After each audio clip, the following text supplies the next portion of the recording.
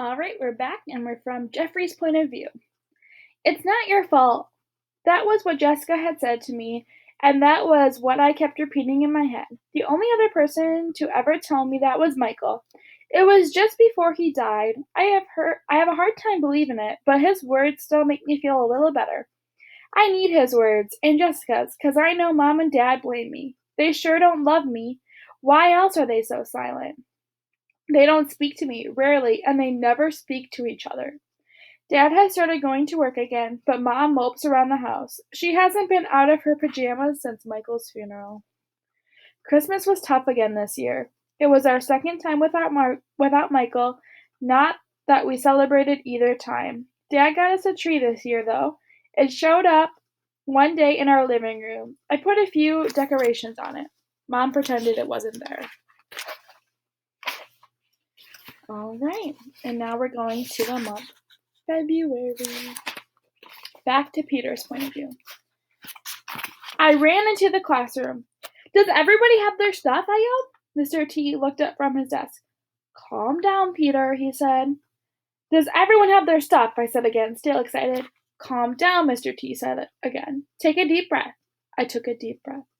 Then, in a normal voice, I said, Does everyone have their stuff? I think so, Mr. T said. Let's go then. Let's go, I said. We'll go out later, Peter. Besides, we need to take attendance and lunch count and listen to the morning announcements. Mr. T also figured if we went out and got soaking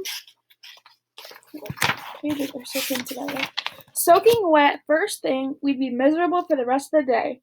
He had a good point, but I still wanted to get outside. We spent the morning spread out all over the place playing different games. I played categories with Mr. T, Luke, and Jeffrey. The letter P came up on the dice. We raced through putting down our ideas, and then it was time to share. We took turns going down the list, and then the item. Things at the beach came up. Jeffrey shared, then Luke, then Mr. T. Then it was my turn. I leaned in and said, Babes. Who brings babies to the beach, Luke said. Not babies, babes, Jeffrey said. I almost died. But wait, it gets better. Our very own brainiac, Luke, just sat there watching us laugh.